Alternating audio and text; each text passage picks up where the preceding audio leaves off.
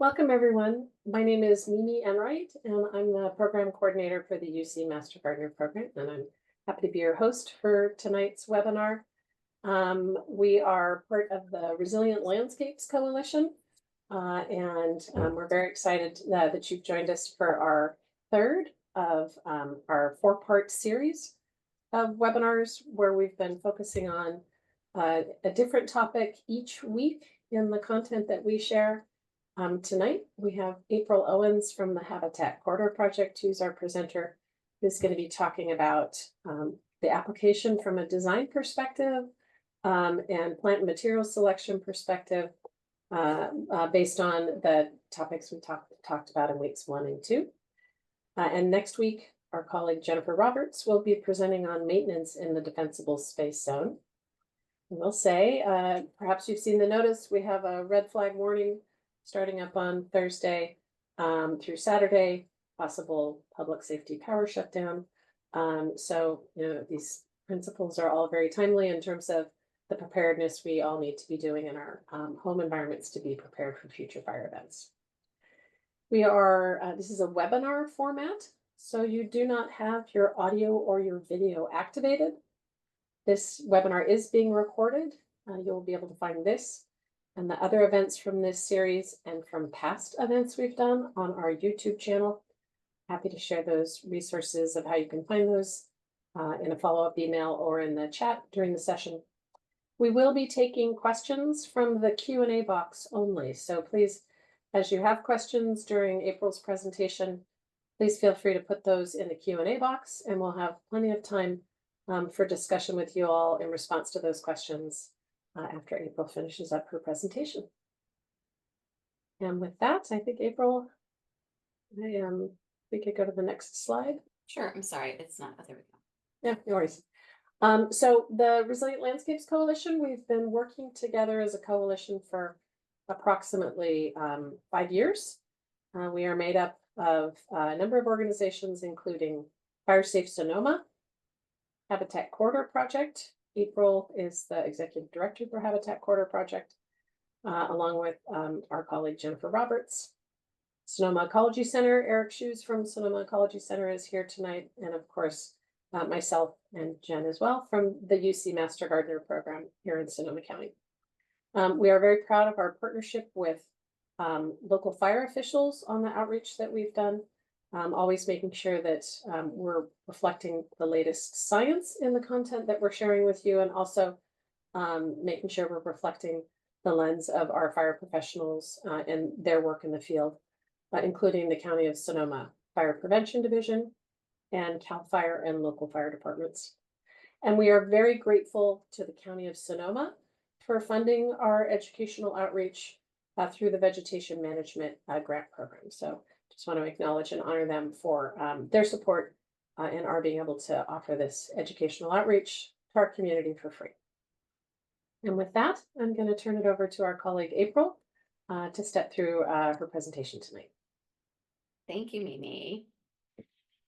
So welcome, everyone. It looks like we have 68 participants tonight. I'm very excited to have so many folks involved, and please throw in your the chat where you're from, so at the end of the question and answer we can kind of know who is here. And please, I'm going to make sure to have a vibrant amount of time for questions because this is our third in the series, which I can't believe it's going so fast in October. So I'm April Owens, and I'm the executive director of the Habitat Corridor Project. And our mission is to create and promote California native plant restoration gardens in the urban environment. We do that in a lot of ways. Mostly it's education through our website and through volunteer work days and this Resilient Landscapes Coalition. So if you visit our website, habitatcorridorproject.org, you can find out about volunteer days and gardens you can visit to understand better. We want people to get their hands on these native plants and really understand how to use them. So I hope that you've all been here from the beginning, but I'm going to do a little extra repeating from the first two workshops just to make sure that we get everybody caught up. So resilient landscapes, we came up with this idea after the 2017 fires, but also it's been a basis for my career as a landscape architect and designer, looking at how California works. So we have fire, we have drought, we have a biodiversity crisis. So we can't just jump from one thing to the other in our landscapes. We need to pull them all together. So a resilient landscape pulls all those ideas together. They're fire-wise with defensible space. They conserve water. They're sustainable, and we'll talk about some ways that you can be sustainable. And they're biodiverse using California native plants. So that pulling all those ideas together is really important, because we can't run out and take out our turf when there's a drought and put in lava rock. We can't, when there's fire, we can't run out and take out all of our beautiful plants. We need to think about the way this whole California works. And so I hope that I can help you understand that a little better tonight. So this is a quote by Douglas Tallamay, and it talks about how important thinking about biodiversity is. We are in a biodiversity crisis. And so it really helped me think about how to look at a garden. Like, I'm just looking at our beautiful residential landscapes. And so if we create these sustainable biodiverse landscapes, if one species struggles or fails its function within the ecosystem or your garden, for example, to provide certain food, nutrients, a specific type of shelter, or an essential chemical interaction, it may be performed by one or more other species. So it's important to have a really look at your garden in this context of biodiversity. And so if you have a water source and you have a swale, if you have native plants in a grouping from, different areas, you just don't want to depend on one piece of the landscape. And that's why I love designing these gardens. So why use California native plants? We're going to talk about native plants first, and then we're going to go into like the illustrations of what Mimi presented last week of the different zones. But I really want to entice you to understand these beautiful plants and what they can do for our gardens. Like I said, I've been using them for over 20 years. I fell in love with them as a student at UC Berkeley and started following botanists around California to understand the local different ecosystems and different plant communities all over the state. And so native plants are adapted to our climate. They're adapted to our water cycle in California, which is Mediterranean, but every Mediterranean climate is different. So, the Mediterranean in Europe is different than here, California, and also with climate change, we're seeing really different water cycles. Native plants to California are adapted to our soils, and the most important thing is they're adapted to our native fauna, and including pollinators. So they have evolved together for eons, and these are the plants that the native fauna pollinators want to use. That's what they get the most energy from. There's a lot of studies showing that native pollinators will use other plants, but they get the most out of our native plants. And they're just gorgeous. You'll see in our pictures.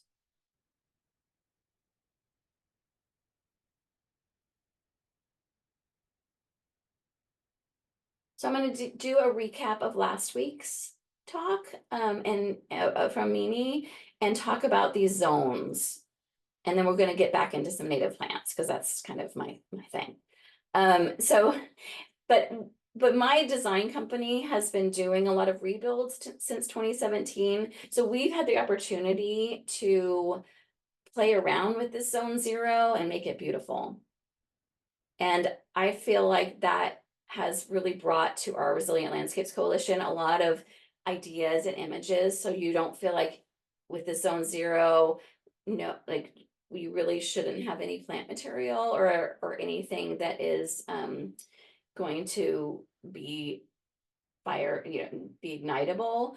we want to show you a lot of ideas so that you're not overwhelmed by this whole idea of having nothing, like nothing in your 0 to 5 from your house. So Mimi talked about that last week, that we have designed in the past to cover the foundation. And even in this bottom photo, this is a rebuild, and the architect didn't actually think about that and has this ugly kind of foundation. So we need to push back on architects as well to make the foundation more lovely so that we can have this zone 0. But in this zone 0 space, think about patios and pathways and decorative rock and boulders, and I'll show you some examples. Water features in this zone, I would use like fountains and things like that, not the rain gardens and the swales. So you want to think about, pretty fountains for habitat, or just things that you like. Containers with annuals or non-native plants. I was trained by a landscape architect that, all non-native plants can go in containers.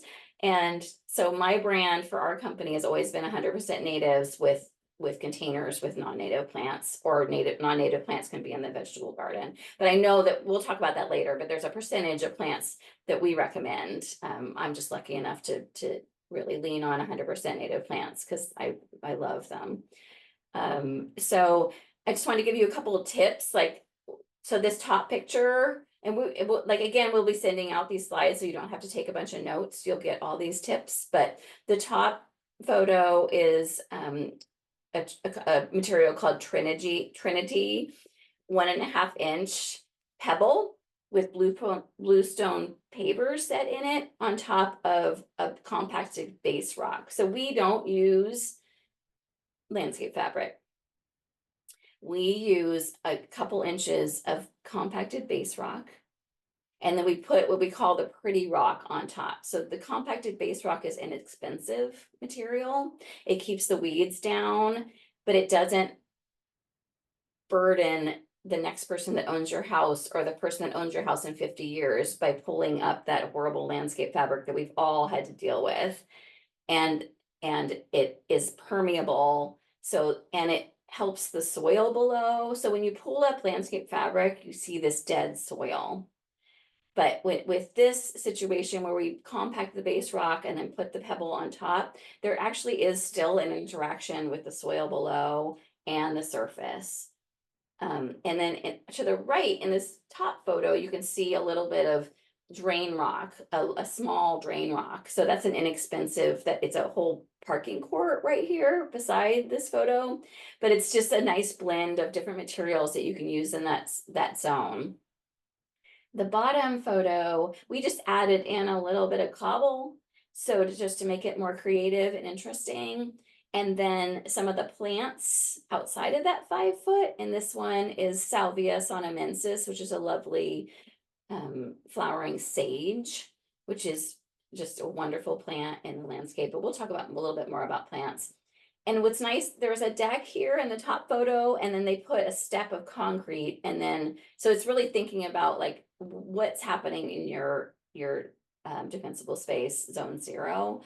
These were one of our first rebuilds, and that was a long time ago. So we've learned a lot since these photos, but we are still adapting gardens and learning, and it's been wonderful to be a part of the Resilient Landscape Coalition. So we've been able to talk with firefighters and really understand where we can wiggle and where we need to be really strict. And if you're in the wildland urban interface, the WUI, you need to be more careful about what you do in this zone. Absolutely. If you're moving into like town, you don't want to wiggle too much, but there are certain things you can do to play around with that 0 to 5, that zone 0. Sorry, this image is a little fuzzy, but it's a good example of home hardening. So this is 5 feet from the home. This is Trinity crushed rock over drain rock. And in this one, they decided not to use the base rock. So the drain rock kind of comes up through the Trinity. So that's why I recommend doing the compacted base rock instead of doing drain rock underneath any of the pretty rock that we call it. But you can see at the house, you could do some home hardening with this deck using a tighter grid of metal screen underneath, on even on top of this. This is hog fencing, but they could add another layer of 8-inch mesh metal to be more safe under that deck where those embers might get under there. We added base rock all under the deck, and which we do in most of any home that we come across. But home hardening isn't really our specialty with the Resilient Landscape Coalition, but these are just some tips that could help. And then moving out to some lower growing natives, and then a couple of larger shrubs throughout. But that zone 0 is very clearly delineated. This is a better done zone 0 with the crushed rock on top of base rock. So you see that the gray rock hasn't come up through there. So it has that foundation of base rock, and then the crushed trinity, and then moving out, you have larger islands of plants, which we'll talk more about later. And then you can have hydrated turf or native turf. So in that zone 0, you can have highly hydrated turf, which uses tons of water, a non-native turf. So there are a couple of turfs that are native, that are from a company called Delta Bluegrass, that you can roll out. They need more water, way more water than your rock material. But if you keep them very well hydrated, these turfs are native, so they need less hydration to stay lush like this. But I would use that sparingly around your home, and think more about not using plant material. But if you have kids and you're going to play on this meadow, Delta Bluegrass has some good opportunities, good materials to use.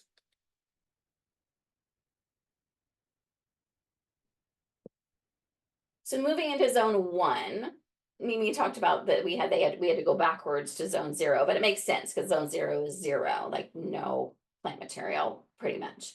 So zone 1 is where we bring in these islands of plants and separated by non-ignitable materials.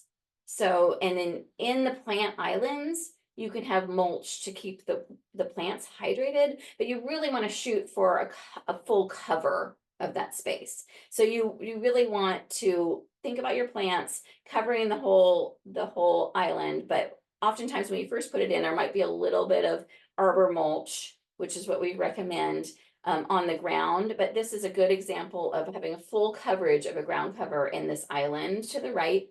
And then rock walls that actually, this ends up to be about 5 feet of distance between the islands, because we have 3 feet of rock walls. And then this is just a drain rock pathway, and then some more rock walls between the next island. So you can think of your islands as long or shorter. There are no recommended, as we know right now, sizes for these islands, so, or that are required. So it just depends on your landscape. But for my business, we look at these longer islands maybe being 3 feet by 10 feet, and then the fatter islands being maybe 5 feet by 6 feet or something. But there really isn't a scientific knowledge right now about how big these islands are. You just really want to make sure they're super well hydrated and very well maintained, and have this definite break with pathways, or sometimes we'll use cobble, just kind of breaking them up with rock, like little swales, or just anything to break up those islands to make sure that your landscape is, if you think of an ember coming from outside of your landscape coming in, you're slowing it until you get to the house where there's no ignition. In my work, I use shrubs as specimens in these islands in the 5 to 30. So I would maybe use a architectural manzanita or a California lilac, maybe a couple separated, just to like make that more habitat friendly, but you need to make sure that you think back to Mimi's workshop where it's 2 times the height. So your pathways need to be bigger the higher you go in these islands. So if you're gonna get that taller shrub, you need to make sure that you kind of figure out a nice wide path between the next island. And Jennifer's going to talk next week about maintenance, because you can have those shrubs and really limb them up and make them beautiful, and we can talk about that next week. So that looks good.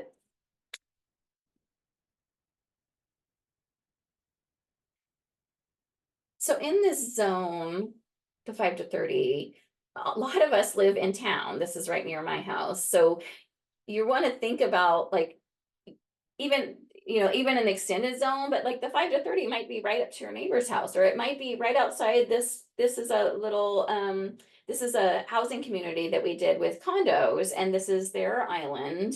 And we consider in this island, the street, the sidewalk, and so we were able to do a nice big island of ground covers and consider just build in with the infrastructure of the neighborhood as well. So I know a lot of us live in smaller spaces, live in urban environments, and we need to think about our neighbors and think about our community and where we live. This island is lovely. It gets maintained. Many of these plants have to be cut back every few years to reinvigorate them, like coyote bush and the salvia here. So it's not that you just plant your plant and let it go. Like this was after 2 years, and since then we have cut this whole thing down to the ground, and it's come back beautifully again. So there's no plant it and leave it situation anymore. And then there's flowering perennials. I hear a lot, people tell me, I've been doing this for a long time, but like a lot of people say, like, oh, native plants aren't flowering enough, or they don't, they are too woody or whatever, messy. And so I'm trying in this workshop to show you go-to plants for pretty much all of Sonoma County. And then I'll dive in a little bit. I'll point out some more coastal plants a little later. But most of these plants that you'll get these slides, like I said, are plants that are really, really adaptable to most of Sonoma County. They may need a little more water, more inland. So, but Verbena de lamina, California fuchsia, these are both lovely, lovely plants, super pollinator friendly. Verbena de lamina, I wasn't convinced for a long time, and I've been using it again, thanks to Mimi, when she did a talk about her favorite native plants. And it just needs the maintenance of being cut back after every flower. But this is in Mark West, in a very hot location on the edge of a patio. And this plant just blooms over and over and over again. So I'm really grateful to have that back in my palette. And then California fuchsia, there are so many different cultivars and varieties of this plant. And it is just lovely. And it's one of those plants that just needs to be cut back hard after it looks bad. Right now, it starts looking kind of low. And then it comes back right away after the first rains. And then you get this fall beautiful color, and the hummingbirds are so fun. They're fighting in my front yard right now over the flowers. It's hilarious to watch.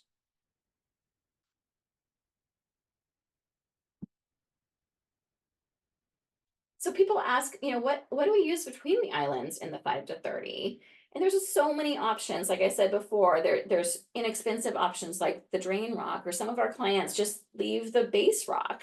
Even in it's 0 to 5, we've got a few that are like, it looks fine. You can use rock and gravel and crushed rock. You can use concrete, pavers. You can use flagstone.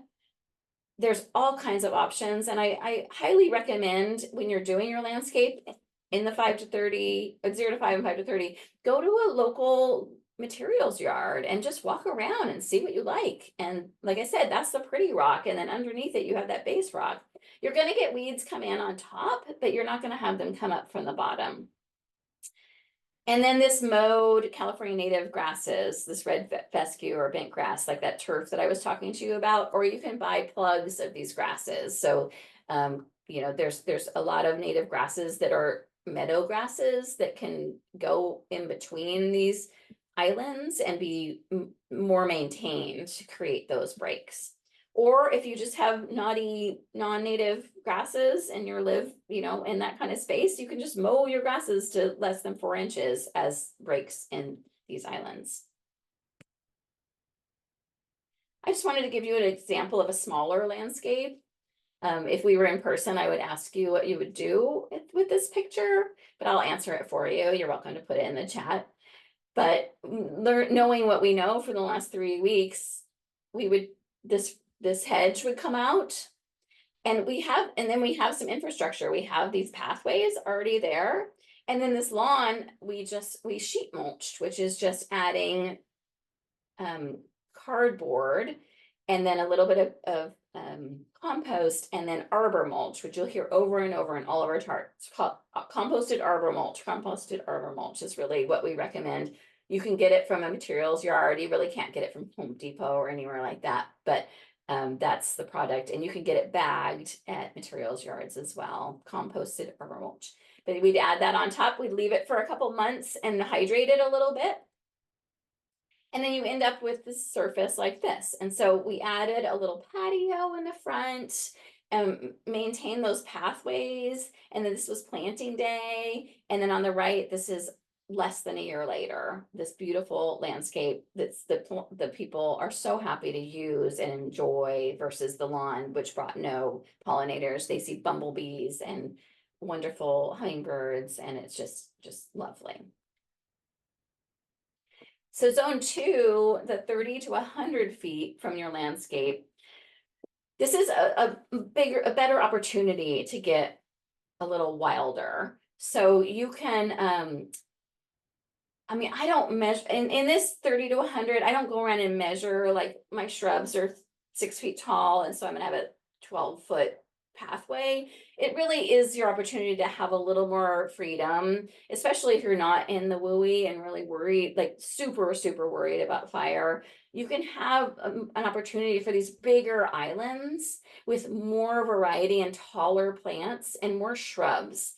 And you can do hedgerows spaced by pathways too. So this is a beautiful, like, lovely wild landscape, and very well maintained. This is another place. So I've been getting out of bunch grasses, like bigger grasses in the 5 to 30 with our work, just because they need so much maintenance to stay with firewise. But here is an opportunity to start using your deer grass and your larger, beautiful native grasses that are so beneficial to butterflies, really important to habitat. And then you can get your larger shrubs and your more cover, because the key to habitat is having that cover. So our little quail, like they need somewhere to hide out. And so this is an opportunity to play, like to have more habitat.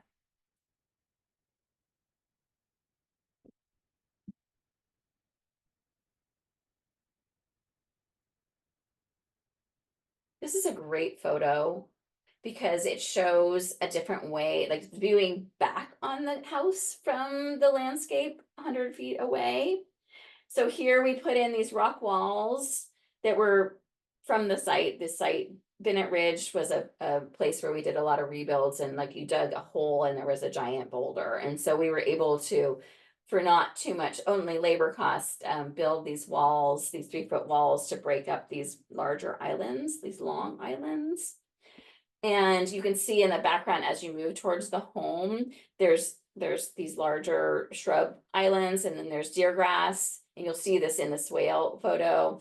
And then this is the one with the no mow fescue walls. And then they've really hardened their home and really limbed up these beautiful redwoods and Douglas firs around their home. So they've done all the work around their home as they work out from their lands to their landscape. So water in the resilient landscape, like again, so now we're done with the defensible space. Now we're looking at like how we save water in our landscapes. And this is the same on the left. Here is that same landscape up at the top with the deer grass beautifully displayed with a swale. And then a lot of times we use swales in rain gardens to slow it, spread it, and sink it. And here's just like before mid after on a swale. Swales are just a low place in the landscape that like send the water, either sink it in. Like a lot of times our swales don't even go anywhere. It's just an opportunity for the water to sink in. But but if you have some ways to drain it off your site or into a pond or something, it's a wonderful opportunity, simple opportunity to create more resilience and better water use. And then there's rain gardens where you sink it. In this one, in our rain gardens, we do about 2 feet of drain rock. And then we put, again, the pretty rock on top, cobble and things like that. And so there's a big area under for the water to sink in. So you never end up with standing water. You end up with a beautiful space. When the rain comes, it's so fun to see it in the water really quickly. It goes down into the aquifer. However, you don't want these within 10 feet of your home. So you want your rain gardens beyond 10 feet of your home. And then irrigation is a tricky subject, and I haven't finalized my opinions on it, but oftentimes we'll do a grid of drip. This is at the Living Learning Landscapes on the Santa Rosa JC that we did with the Master Gardeners. And you can go to livinglearninglandscapes.com and get free plans and free irrigation, planting plans and irrigation plans for low water use landscapes that are pretty much residential size. So you could, use them in your landscape. So you can see us laying out this like kind of loopy grid of irrigation tubing that's in line. So every 6 inches or 12 inches is an emitter. So you're soaking the whole soil with this versus having these little emitters go to each plant, which the natives don't really like, we found. It's very important to keep those emitters back from the base of the plant and also keep mulch back from the crown of the plant as well. So this is a nice example of folks from the Sonoma Water putting in this grid. And then you can see the sheet mulching underneath it. And then we waited a couple months and then we planted into that, and the sheet mulching had all broken down. So it's pretty easy to plant into that. So that's kind of a go-to if you can't do this Hunter MP rotator system, which is an overhead low water use system that really gives the plants what they really want, which is these little hands. Like I call them hands. I don't even know how to describe it, but it's a low water use spray. And if you have shrubs, you have to raise these up as the shrubs get bigger, and so it's a little more tricky. But I find that native plants really appreciate this. If you can't do this and you have the inline emitters, it's important to give a little spray in the summer, but Jennifer will talk about that next week. But this is if you're placing a lawn and you already have the infrastructure of a irrigation system, these you can just switch out the top heads and not rip out all that plastic and and then you can have the system. So I really recommend this if you already have a system that is there to replace the heads with these kind of emitters. So we often say, I'm 100% native, but like 80% California natives, awesome. And then 20% of your favorite pollinator plants, like salvia, salvias from other places or all kinds of other things that you love, lavender or whatever, equals biodiversity. So here's a coastal plant community photo. So I want to give a plug for calscape.org, and you'll get all these websites later. Calscape.org, you can put in your address or your zip code, and it tells you the plant community you're in, the plants that are native to your area. It'll even give you a design plan and the nurseries where you can get those plants. And then I'm a proponent of there's always a native plant versus a non-native plant. So just one really quick example, we all love lavender. Bees love it too, but native pollinators prefer the native sage from Southern California.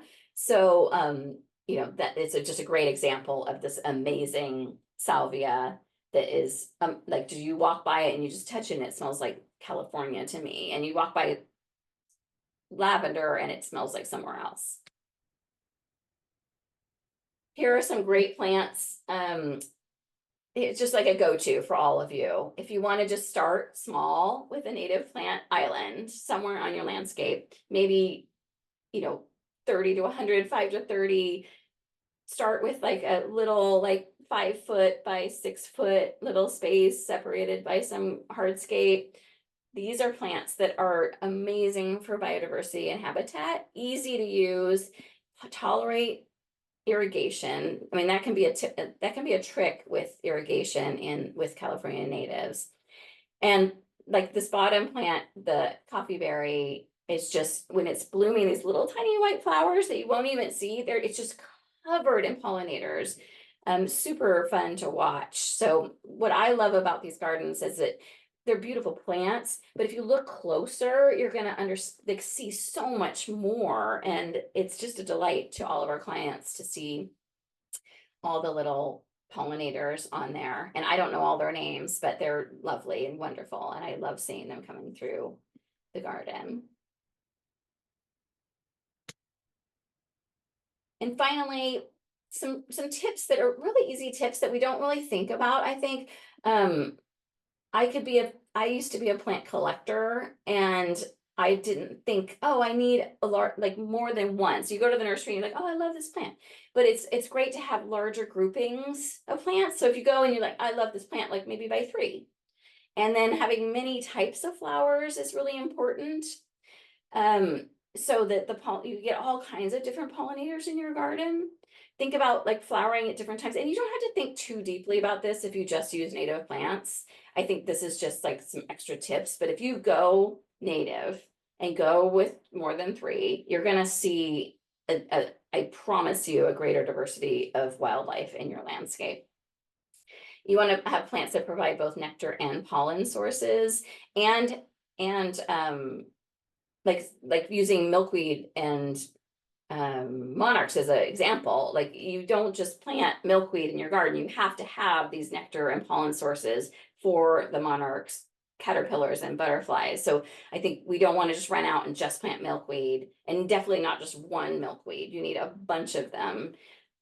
And you need a lot of other native plants. And there are a lot of, I always like to say, like, there are so many amazing butterflies in our state, in our local, even in Sonoma County, that monarchs are great and we're really trying to help them, but we have local butterflies like the Dutchman's pipevine swallowtail that uses the Dutchman pipevine for its, for habitat. And it's actually easier, like in West County, to buy pipevine and get these butterflies in your garden than the monarchs that are maybe a little more inland.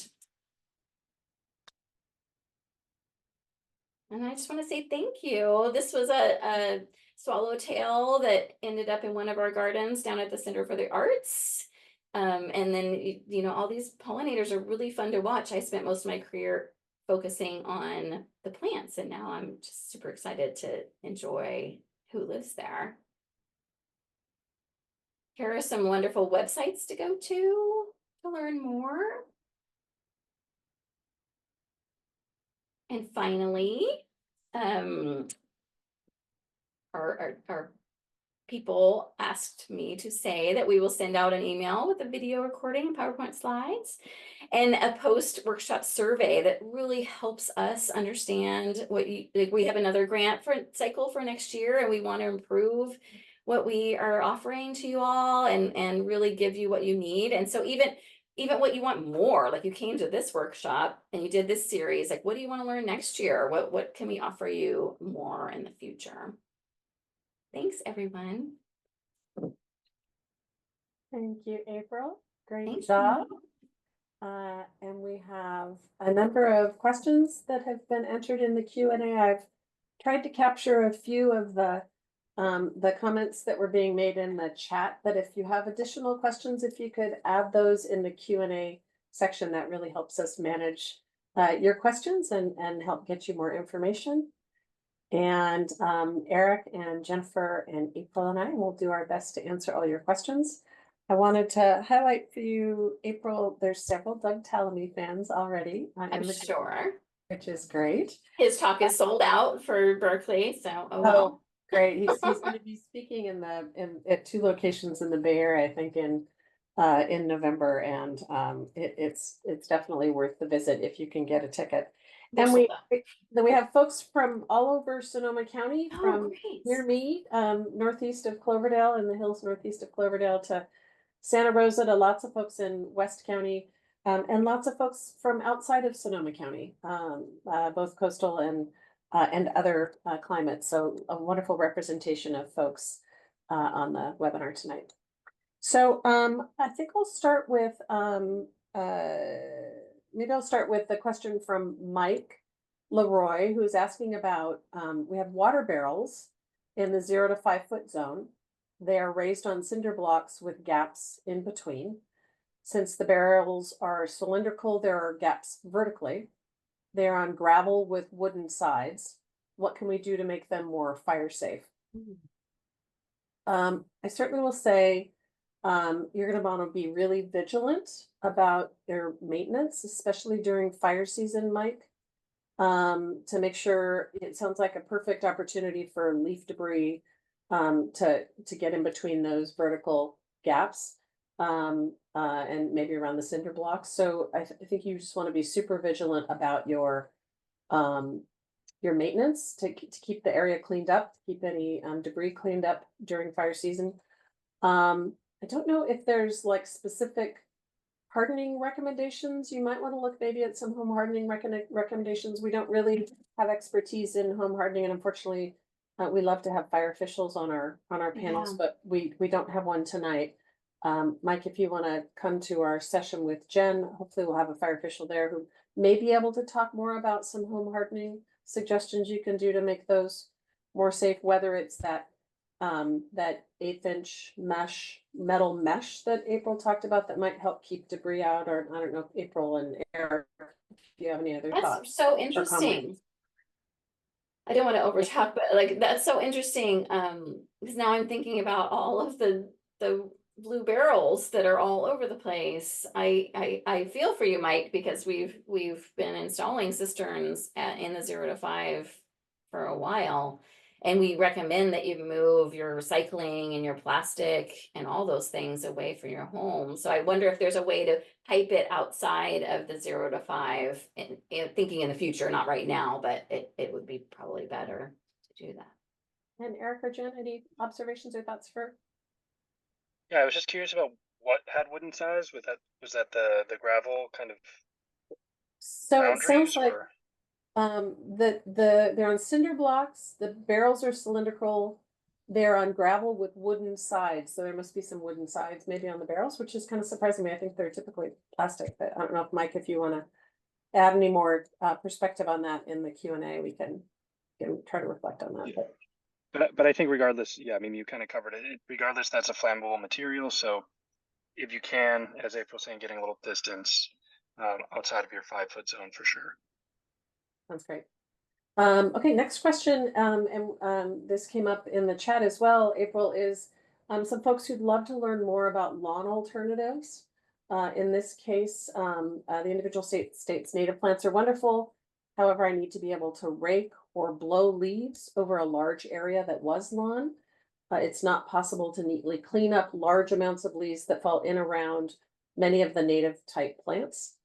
Looking for ideas of plants or ground cover that also allow efficiently being able to clean up leaves. And maybe I'll start with, so for sure you want to keep any leaf debris out of your 0 to 5 foot zone, and hopefully optimally if that's hardscape, that's obviously much easier to clean up.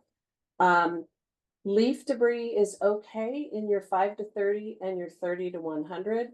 You just don't want to get like 7-inch deep, layers of it. Certainly you would want to be, it helps soil composition because it decomposes in your beds. But I understand completely. It's difficult when you get a lot of those leaves and you're trying to clean those out in fall. I don't know if April, if you have some specific suggestions on plants or ground covers that might be easier for leaf removal during fall. Is that in the 0 to 5? No, it sounds like it's probably beyond 0 to 5. Yeah, so like Mimi said, of course, like, and I didn't really speak to oak, like trees over the house, and we didn't get into that tonight because we didn't have a fire official. But I live under an oak tree. It's very messy, you know, it's hyper vigilance. But these turfs are, you know, they're hit and miss. They're Delta bluegrass, and we've been using them for, you know, since 2017, and they do need a significant amount of water. So if you look on Delta Bluegrass's website, they have a section for native turfs, and you want to make sure you put them in the winter and when they can be very hydrated. But they are really a good asset if you want to have something in that zone, bigger spaces that you can, you know, rake and mow and kind of keep in that more tidy situation. But I just want to give that emphasis that we've had less, you know, they usually are about 70% good, and then there's some browning out that happens. Any other ground covers, or, you know, whether woody or perennial that you might like there's Lipia, there's some nice low ground covers. Lipia is one of them. I'm spacing on the botanic name, but you can get it at many local native plant nurseries. Just make sure you ask for the native version. It's very low growing, and that's another one that I really love using. Again, it's seasonal, so it has a little bit of time where it has a downside, but and for example, when you use maybe Baccharis as a ground cover, do you find that pretty easy to keep that maintained? Again, with those plants that we've been using since the fires, Baccharis needs a lot of maintenance. So if you every 2 years, you're gonna have to cut it back, even the ground cover version, unless you keep it really far apart. So I love Baccharis, and I use it in the 30 to 100, but I would be cautious in the 5 to 30 zone. And I want to highlight, we do have on our website, the Resilient Landscapes Coalition website, there's lots of great plant recommendations, specifically in the zones. And, you know, you should be able to explore lots of great native, both perennial or woody ground cover options that might work for you as well. Oh, Phyla nodiflora is the botanic name for. There we go. And I want to move on because we've got lots more questions. We got lots of questions. Okay. So we had some questions in the chat around trees in zone 0, and there's another question in the Q&A around shade. You know, shade is the shade provided by trees is a really important aspect of sustainable landscaping. They really help with our energy costs in our homes, which is a really important consideration. Someone's asking if we're being asked to remove close by heritage trees to our homes, what are alternatives?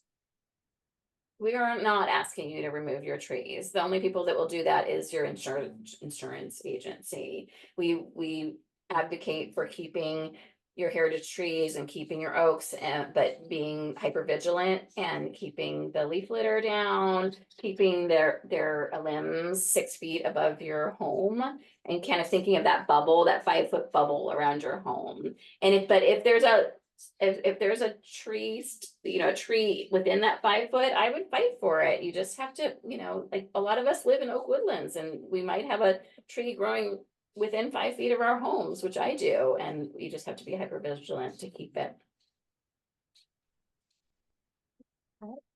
So next question from Laura. I live in Sebastopol.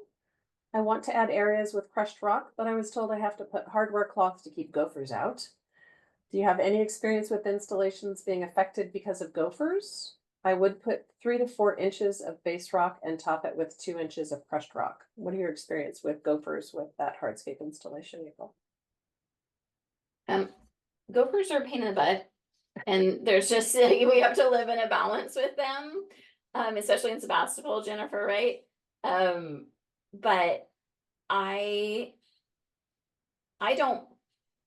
think you should put some kind of gopher wire down under pathways and things, but I wouldn't use that in your planting beds. I would use gopher baskets if you have to for shrubs, and then we try to find a balance with the gophers. So there's some plants they don't eat as much, like stronger pungent plants, which the deer don't like as much, like salvias, monardella, minty things. They love grasses, but the deer don't love grasses. So just, you know, you have to work out a balance. And oftentimes I recommend bringing in a gopher exterminator person to get your balance happening again. Because sometimes if you don't have owls and you're out of balance, the gophers just can get to a different space. Any other gopher tips from Eric or Jen? Connecting with your neighbors and seeing if any neighbors are doing remediation of any kind and working together. Like maybe 1 year you offer to, you know, spring for the extermination or etc. And there are creative ways. I know there's like terriers that can be used and traps. So like a multi-pronged approach can be to your benefit. Next question. Do you have any recommendations for designs and materials to create hardscapes around buildings on very steep slopes? For the 0 to 5 foot zone or even bigger? Can be a real challenge. April, any suggestions there?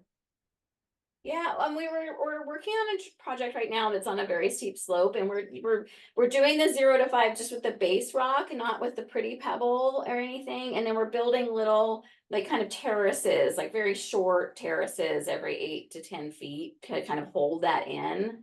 And it seems to be working well. So just think about that terracing to kind of try to hold in that material. Yeah, so Eric and I did a workshop in Mark West earlier this year, and some folks had been told by their insurance company that for a deck that was on a slope that they had to extend their 0 to 5 around that deck perimeter, which is appropriate. And they ended up doing some like steel edging to hold the hardscape material up on the slope. So it's definitely drives more creative approaches to help. Yeah, the steel edging is a great idea. You could cut it in short pieces too. Yeah. Next question, we have a couple of questions around plant selection. Tips on encouraging people to be more firewise in their landscaping. What about moving certain plants that they love, but that are too close to their house? And then a kind of an aligned question around where can you find a list of plants that are appropriate to use in the WUI in high fire severity zones for zones 1 and 2? I know all plants will burn, but I see lots of lists of deer resistant plants, and deer will eat most anything if they're hungry enough. Would love some guidance on plant choices in this area. Jen, what do you think about moving plants? Can you mute? Thank you. Yeah, it depends on what the plant is. You know, some plants' roots are very sensitive and very tiny, more fibrous. Some have more hardy roots or a deep tap root. So I hate to say it depends. That's, you know, the hardest answer to get. But also one thing Mimi always talks really well to is not approaching your landscape as like everything all at once, right? Starting with your favorite plants maybe, or starting with one of the plants if you have a few of them, seeing how it does with moving. So don't approach it all at once if you can. And the whole topic of plant lists is a hard one. Is the attendee says in the Q&A in their question, any plant can burn. If it's organic, it can burn. It really is more about where you plant the place and making sure you have enough space where you're putting it, and then maintaining it really effectively, and looking at your design, which April took us through really nicely tonight. Deer resistant plants, you're right, they'll eat anything if they're hungry enough. It's a roll of the dice. There are specific characteristics sometimes of plants that can make them less palatable, like more crinkly, sharp edged leaves, but it's never a guarantee. So hopefully you find the resources on our website helpful in looking at plant choices that work well. But landscaping is always a gamble. April, I don't know if you have other thoughts on that. Yeah, I just posted on Instagram a little bit ago, and everybody gave us a lot of really good tips because we have a site in Glen Ellen in the fire rebuild where the deer are just unreal. And so it kind of depends on where you are too. But also I always forget to say that we have email that questions can come into as well. Jen, what is our email? Resilient Landscape Solution At at Gmail. Yep. gmail.com. So if we don't answer your question tonight, remember you can email us questions there, resilientlandscapescoalition@gmail.com. But deer are, yeah, this site has blown me away with deer. So I always said like coffeeberry, the only thing they're not eating is purple needle grass and sages. But they ate the monardella, all of the mints. So I can maybe promise those 2 plants, sages and knotty needlegrass. Andrew's asking if we could do a seminar that includes reps from insurance as to what they're looking for.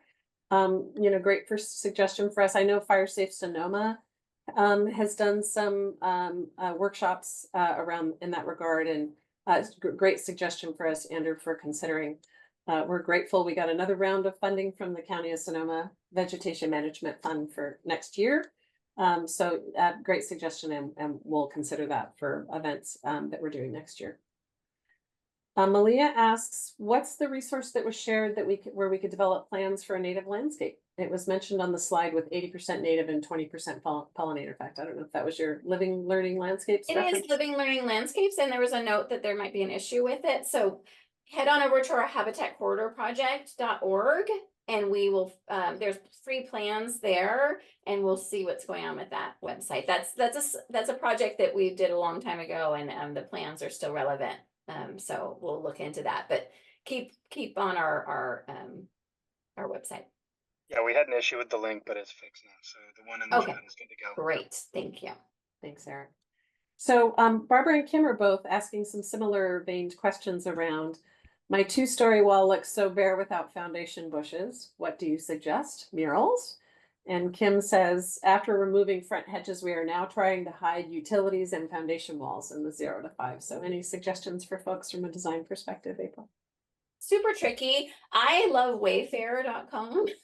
They have like all these Corten panels that are not that expensive. There's metal panels that are like $300 a piece, and so that's another option for like your fencing. I didn't talk about fencing, but Mimi talked about last week about replacing your 5 foot of fencing, wood fencing to your house. And so they have some really good options for they have a lot of tall. I thought that they're the company, I'm not promoting them, but like they have the most inexpensive kind of options. But there's a lot of metal containers or things, that you can even put just rock in or succulents. So there's some options. You just have to think kind of outside the box on screening for that.